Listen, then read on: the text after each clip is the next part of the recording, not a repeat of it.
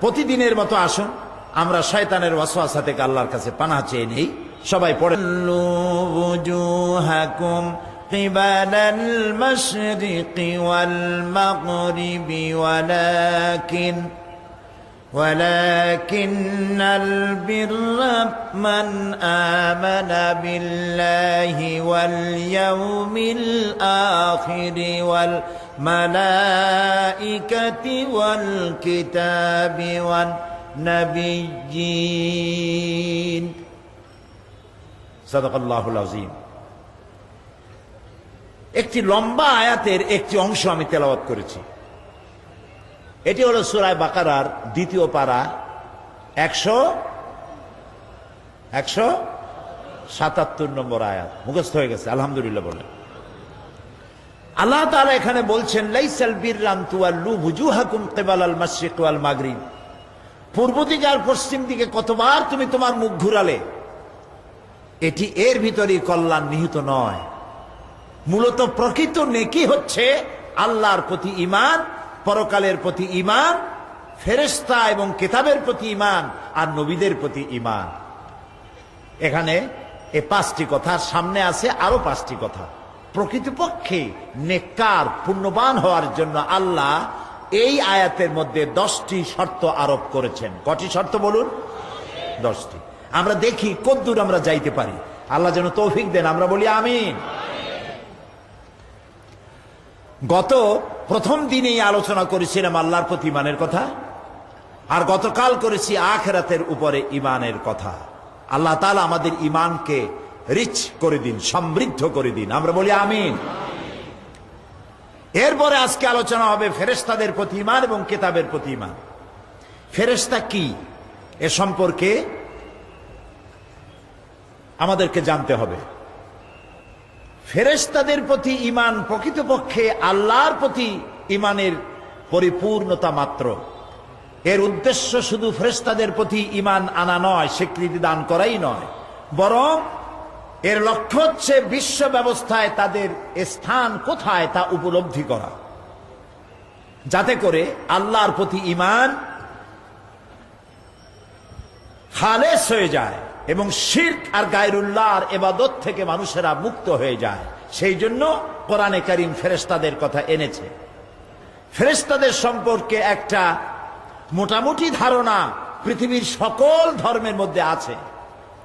কেউ বলে স্বর্গীয় দেবতা, কেউ বলে অ্যাঞ্জেল, কেউ বলে ফেরেশতা। তবে এই ধারণাগুলি বিকৃত অবস্থায় ছড়িয়ে আছে পৃথিবীর সব দিকে। কারো কারো মতে ফেরেশতারা প্রকৃতির সন্তান, কারো কারো মতে ফেরেশতারা দেবতা, কারো কারো মতে ফেরেশতারা খোদার মদদগার, কারো কারো মতে তারা আল্লাহর মেয়ে। নাউজুবিল্লাহ বলেন। কাফেরেরা বলতো ফেরেশতারা আল্লাহর মেয়ে, আল্লাহর কন্যা। আল্লাহ তাআলা এখানে কোরআনে কারিমে বলছেন আলাকুমুয যাকারু ওয়া লাহুল উনসা তিলকা ইযান কিসমাতান দিযা। আলাকুমুয যাকারু ওয়া লাহুল উনসা, এটা কেমন কথা? কি ধরনের বৈষম্যমূলক বন্টন তোমরা করলে? ছেলেগুলো তোমাদের আর মেয়েগুলি আল্লাহর দিয়ে দিলা। আল্লাহ তাআলার কোনো ছেলেও নাই, মেয়েও নাই, বাপও নাই, মাও নাই। ছোট্ট একটি সূরার মধ্যে আল্লাহ সে কথা বলে দিয়েছেন। কুল হুয়াল্লাহু আহাদ। মুখস্থ আছে না এই সূরাটা? পড়েন আমার সাথে গলা ছেড়ে দিয়া। কুল হুয়াল্লাহু আহাদ আল্লাহুস সামাদ লাম ইয়ালিদ ওয়া লাম ইউলাদ ওয়া লাম ইয়াকুল লাহু কুফুয়ান আহাদ। আল্লাহ তাআলা বলেন, নবী আপনি বলুন, আল্লাহ এক এবং একক, তাকে কেউ জন্ম দেয় নাই, তিনিও কাউকে জন্ম দেন নাই। আকাশ এবং জমিনে তার সমকক্ষ কেউ নাই। তিনি এক এবং একক। কারো কারো মতে ফেরেশতারা হচ্ছে অভিযোগ শ্রবণকারী, কারো কারো মতে ফেরেশতারা হচ্ছে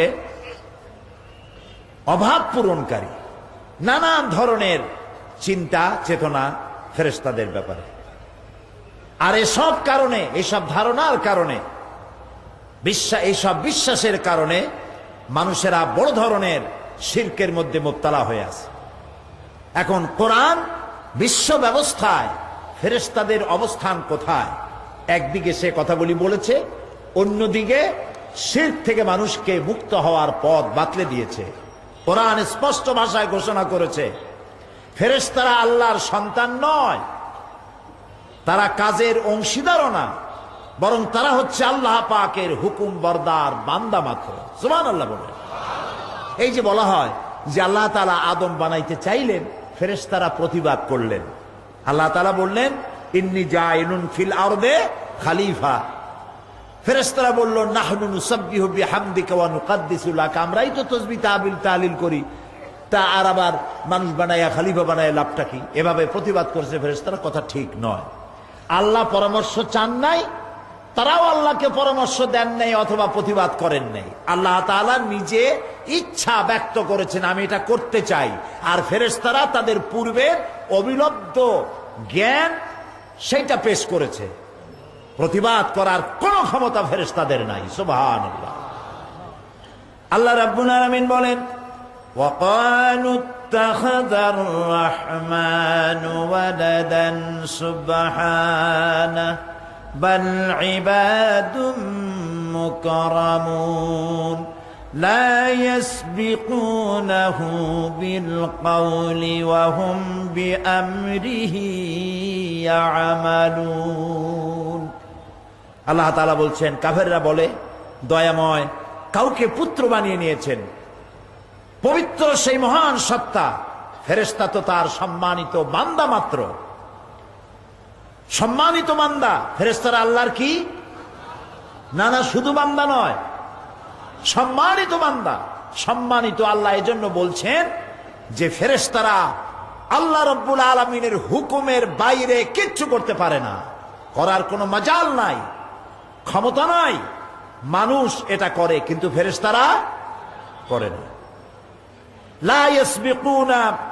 লা ইয়াসবিকুনাহু বিল কওল, তারা আল্লাহর হুকুমের বাইরে যেতে পারে না। ওয়া হুম বিআমরিহি ইয়ামালুন, আল্লাহ যা হুকুম করেন শুধুমাত্র তাই তারাই করেন। এক মুহূর্তের জন্য ফেরেশতারা আল্লাহর ইবাদত থেকে, তাসবিহ পাঠ থেকে বিরত থাকে না। আল্লাহ রাব্বুল আলামিন বলেন ইউসাব্বিহুর রা'দু বিহামদিহি ওয়াল মালাইকাতু মিন খিফাতিহি, বিজলি প্রশংসার সাথে তার পবিত্রতা ঘোষণা করে, আর ফেরেশতারা ভীতির সাথে তার পবিত্রতা বর্ণনা করে। কত ফেরেশতা আল্লাহ তৈরি করেছেন তার কোনো শেষ নাই, সীমানা নাই, সংখ্যা আমাদের জানা নাই। ওয়ালাহু মান ফিস সামাওয়াতি ওয়াল আরদি ওয়া মান ইনদাহু লা ইস্তাকবিরুনা আন ইবাদাতিহি ওয়া লা ইস্তাহসিরুন। আসমান ও জমিনে যা কিছু আছে এবং তার কাছে রয়েছে, এ সব কিছুই রয়েছে আল্লাহর কাছে। ফেরেশতারা তার বন্দেগী এবং অবাধ্যাচরণ করার ফেরেশতাদের কোনো উপায় নাই। ফেরেশতারা যা করে শুধুমাত্র আল্লাহ তাআলা যা বলেছেন তার বাইরে ফেরেশতাদের করার কোনো উপায় নাই। ইউসাব্বিহুনাল লাইলা ওয়ান নাহারা ওয়ান নাহারা লা ইয়াফতুরুন, ফেরেশতারা বরং রাত দিন আল্লাহর প্রশংসা এবং গুণকীর্তন করতে থাকেন। লা ইয়াসুনাল্লাহা মা আমারাহুম ওয়া ইয়াফআলুনা মা ইউমারুন, আল্লাহ তাদেরকে যে আদেশ করেছেন এর বাইরে যাওয়ার, বিরুদ্ধাচরণ করার কোনো ক্ষমতা তাদের নাই। তারা শুধু তাই করে যা আল্লাহ রাব্বুল আলামিন তাদেরকে আদেশ করেন। আল্লাহর হুকুমের বাইরে ফেরেশতাদের কোনো কিছু করার উপায় নাই। একথা কোরআন শরীফে বারবার বলে দেওয়া হয়েছে। আমাদের সকলের সাথে দুজন সম্মানিত লেখক লাগিয়ে দেওয়া হয়েছে। কিরামান কাতিবিনা ইয়ালামুনা মা তাফআলুন। দুইজন সম্মানিত লেখক আমাদের সাথে লাগিয়ে দেওয়া হয়েছে ফেরেশতাদের মধ্য থেকে। তারা আমরা যা করি এ সব কিছু তারা দেখে, তারা লেখে, এবং আমরা যা করি সব তারা জানতে পারে, এবং তাদেরকে বিভ্রান্ত করার কোনো উপায় নাই। একদিকে ফেরেশতাদের কর্তব্য সম্পর্কে আল্লাহ তাআলা বললেন, অন্যদিকে এই ফেরেশতাদের আরো কাজ আছে। সে কাজটা হলো এই, আল্লাহ তাআলা এই ফেরেশতাদের মাধ্যমেই দুনিয়ার সব নবীদের কাছে তার বাণী বহন করে পাঠিয়ে দিয়েছেন। এক একজনের এক এক দল ফেরেশতার এক এক ধরনের কাজ আল্লাহ দিয়ে দিয়েছেন। যেই ফেরেশতা সমস্ত নবীদের কাছে আল্লাহর বাণী নিয়ে এসেছেন তার নাম কি? আল্লাহ রাব্বুল আলামিন বলেন, ইন্নাহু লাকাউলু রাসূলিন কারীম। এটি হচ্ছে নিঃসন্দেহে এক সম্মানিত ফেরেশতার বর্ণনা। নবী করিম সাল্লাল্লাহু আলাইহি সাল্লাম মসজিদে হারামের মধ্যে নামাজ পড়তেছিলেন। হযরত ওমর তখনও কাফের ছিলেন। তিনি চিন্তা করলেন রাসূলকে মারার জন্য, বহু টাকার বিনিময় মারবেন, তাকে হেনস্থা করবেন, লাঞ্ছিত করবেন। এসে মসজিদে দাঁড়ায়ছেন, দেখতে পেলেন নবীজি নামাজ পড়ছে। তার ধারণা হলো এখন কিছু বলা ঠিক হবে না, আচ্ছা নামাজটা শেষ করুক, তারপরে আমি যা হয় করব। নবীজি নামাজ পড়ছেন, তেলাওয়াত করতেছেন।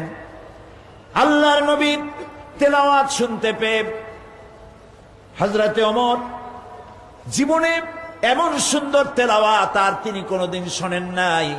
তার মন বলল, মুহাম্মদ সাল্লাল্লাহু আলাইহি ওয়াসাল্লাম নিশ্চয়ই তাকে জেনারা এই কথাগুলি শিখায় দেয়, তা না হলে কথা পায় কোথায়? হযরত ওমর বলেন, আমি যখনই চিন্তা করেছি নবীজি এগুলি কোন জিন মুহাম্মদ সাল্লাল্লাহু আলাইহি ওয়াসাল্লামকে এগুলি শিখায়, যখন চিন্তা করলাম তখন তিনি নামাজের মধ্যে জবাব দিলেন, যেন মনে হলো তিনি পড়লেন, ইন্নাহু লাকাউলু রাসূলিন কারীম। না, এটা জেনের কথা নয়, এটি মহান পবিত্র ফেরেশতার বর্ণনা, যিনি বহন করে নিয়ে আসছেন।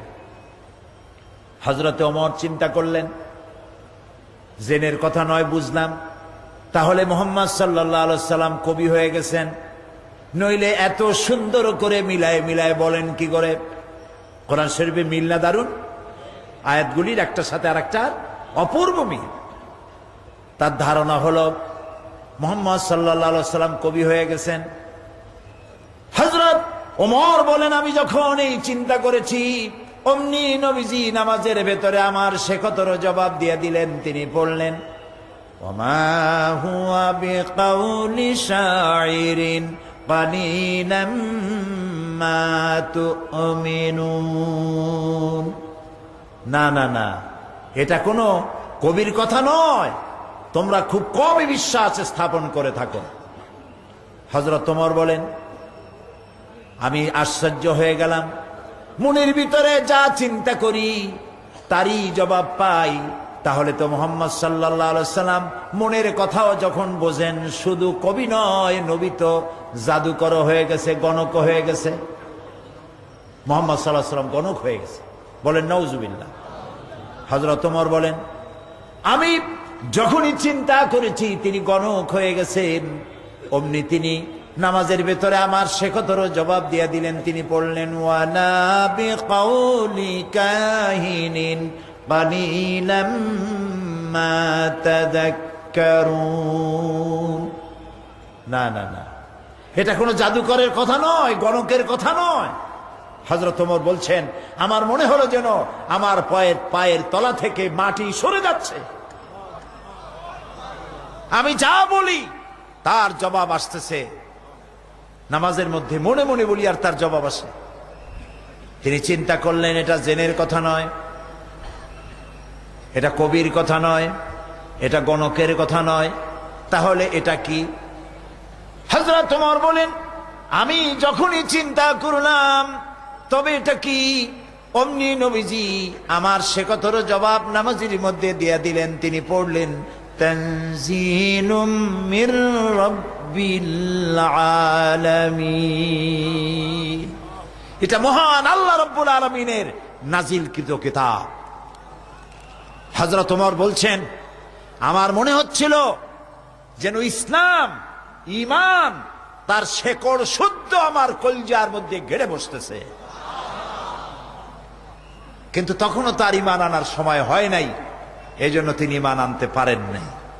প্রিয় ভাই সব, নবীর কাছে আদম আলাইহিস সালাম থেকে শুরু করে মুহাম্মদ সাল্লাল্লাহু আলাইহি ওয়াসাল্লাম পর্যন্ত সমস্ত নবীদের কাছে বাণী বহন করে নিয়ে আসছেন কে?